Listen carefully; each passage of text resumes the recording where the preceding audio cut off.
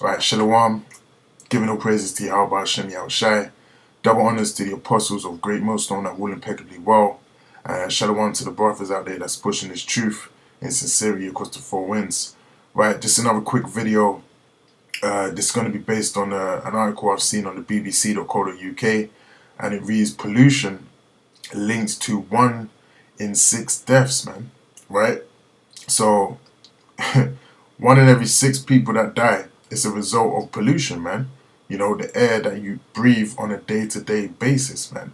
Right? So this just proves to you that Yahweh Hashem Yahushai is indeed making his return very soon, man.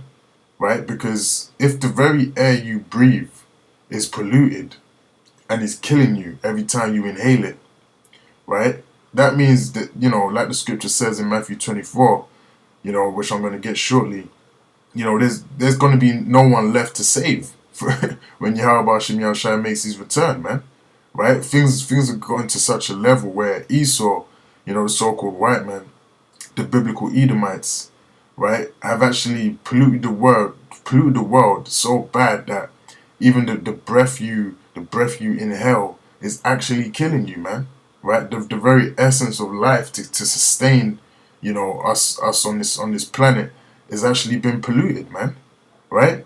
Now it says pollution has been linked to 9 million deaths worldwide in 2015. A report in the Lancet has found almost all of these deaths occurred in low and middle income countries, right? Where the pollution could account for up to a quarter of deaths. You know, Bangladesh and Somalia were the worst affected, man. Where you're going to get a lot of Israelites in Somalia, you know, and you got a few Israelites in Bangladesh also, man. So this is really just affecting, you know, the world as a whole, but it's also really, you know, affecting you Israelites, man. Right? You Negroes, Hispanics, and Native Americans, and also you scattered Israelites that are scattered throughout the 4 corners of the earth in, you know, many different countries. Right? So it says Brunei and Sweden had the worst, had the lowest numbers of pollution-related deaths. Most of these deaths were caused by a non-infectious disease linked to pollution, such as heart disease, stroke, and lung cancer. Right? Where has the highest level of pollution deaths? Now it gives you a little chart here. Bangladesh is the worst, then Somalia, then Chad, Niger, you know, India, Nepal, you know, South Sudan, Eritrea. A lot of jakes in these countries, man. United Kingdom, you know, where us brothers be at preaching the word. United States also where the apostles at and the main camp, man. So all of these places are in high levels of you know, toxicated air, man. Like the whole earth is defiled, right? Under the inhabitants of the, you know, the so-called white man being in control of the power structure, as it tells you in the scriptures, man. Right? The whole earth is defiled, literally, man. Right? That's why it tells you in the scriptures that when Yahweh Hashem Yahushai makes his return, even the trees are gonna sing, man. Even the trees are gonna rejoice. The animals are gonna rejoice, man.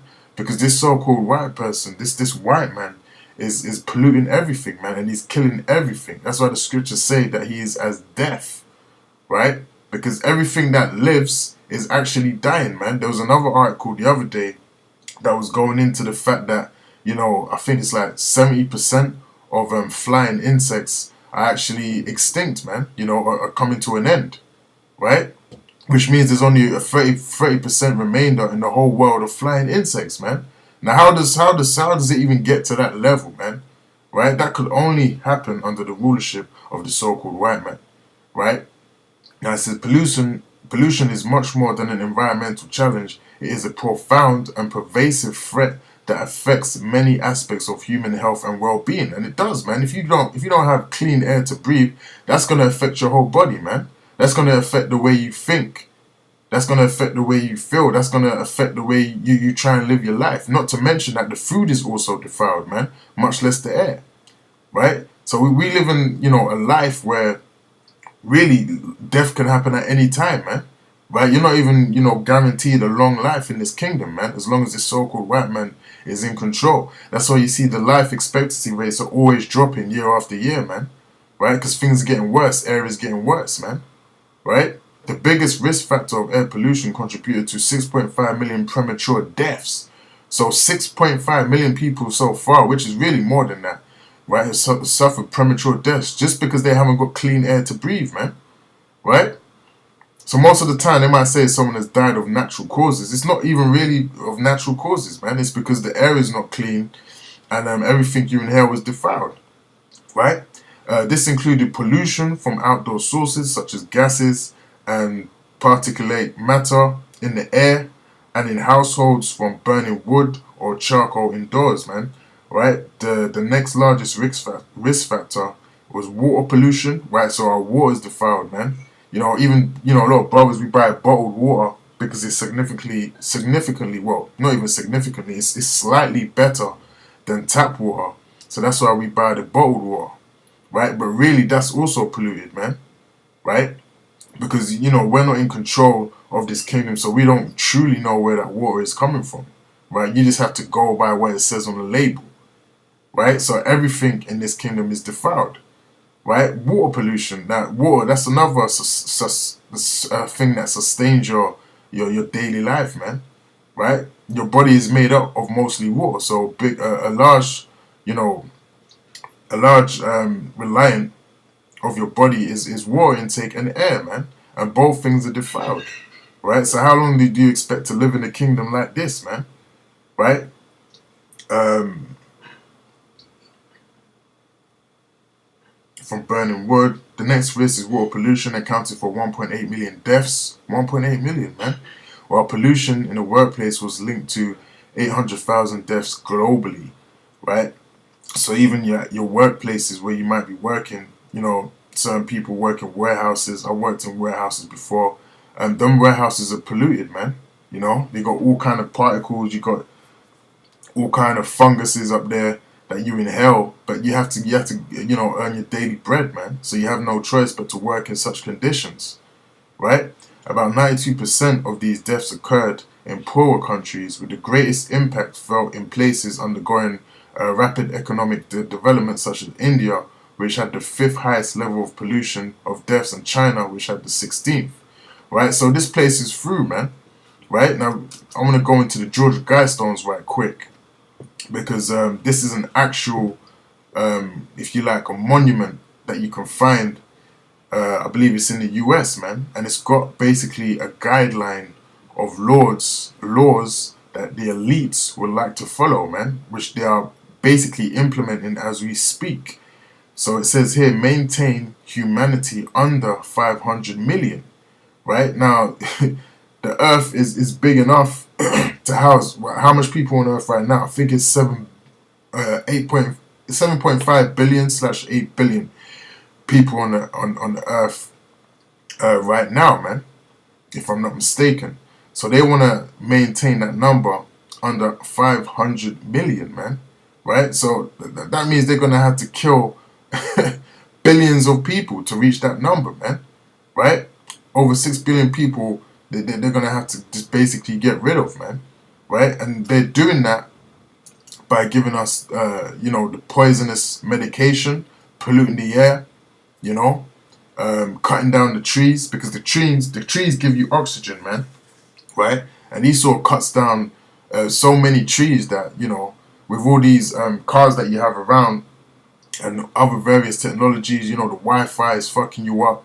Everything is fucking you up in this kingdom, man, right? So we don't have no chance here, man. That's why we depend and rely on the return of Yahweh Hashem Yahushua to save us from this so-called white man, right? So we can establish a righteous kingdom that's going to be in sync with, if you like, nature and the elements in sincerity and in pureness, man, right? So it says maintain humanity under 500 million in perpetual balance with nature, and that's not a balance, man, right?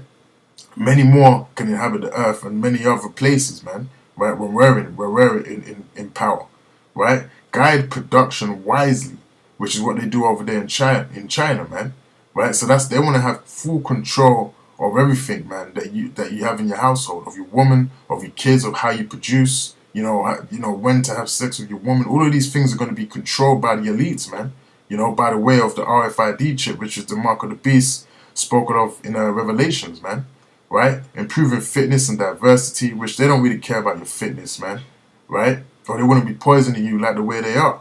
Unite humanity with a living new language, man. And that new language we're going to get is the Lashawan Kodash, man. That's the new language, man. That's the language that we have, which is going to be refreshed, right? In the kingdom, the name is going to be refreshed. Everything is going to be refreshed. The earth is going to be refreshed, man, right? We're not talking about no Edomite language, man, which they're going to try and introduce. We got the pure language, man. We got the Lashawan Kodash bestowed upon us through Yahweh Hashem Yahushua, and we have the holy names, man, right? So we don't need Esau, the so-called white man, to give us an interpretation of what he believes is a new living language, man, because Esau is a deaf, man, right? Nothing that he associates with is of the living, man, right? Yahweh Shai is of the living, man, and you so-called white people, you deaf-ridden race of people are of death, right? Rule passion, faith, tradition, with all tempted reason, man. So look, man, this is Matthew chapter 24 and verse 22.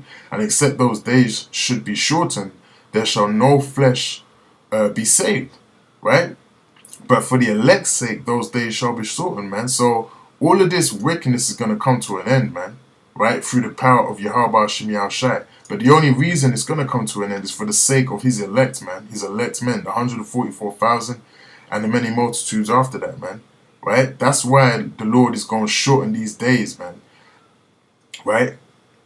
So that, hey, we got to be delivered out of this place, man. And if this stuff was to keep carrying on, everyone would die, man, including the so-called white man, right? So that's why the Lord is going it is shortening those days, man. We've already got proof of the Lord shortening these days, and the weeks are just going by like that, man. You know, it feels like I'm at camp every day, because every Saturday is becoming like, you know, like a blink of an eye, man, right? Now this is Micah chapter 2 and verse 1. It says, "Woe to them that devise iniquity and work evil upon their beds," man. Right? Now this can be applied to the so-called white man.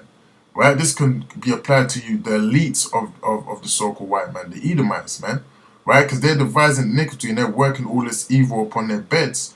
Right? And it says, when the morning is light, they practice it because it is in the power of their hands, man. And that's exactly what they do. They practice coming up with these wicked schemes of population control and killing a mass amount of people so they can fulfill their agenda of ultimately chipping the people and trying to be like gods on the earth, man, right? And they covet fields and take them by violence and houses and take them away, so they oppress a man and his household, even a man and his heritage, man. That's exactly what they've done to our people, right? You Negroes, Hispanics, and Native Americans, they've oppressed you, right, in your house. You're not in control of your household no more. You don't rule over your woman. You don't rule over your children. Your woman rules over your children and rules over you. Everything has been turned upside down, like it tells you in the scriptures, man, right? So that's why, you know, we hope for the coming of Yahweh Hashem Yahushua, and we pray and we hope that we are the elect, man, and we are able to be delivered out of here and rule over the nations in righteousness, man, right? Because that's the only way forward, man, is ruling over the nations and over the world in righteousness, man, right? And with that, I hope this video was edifying, and I'll say shalom to the Akim and shalom to the apostles of GreatMillStone.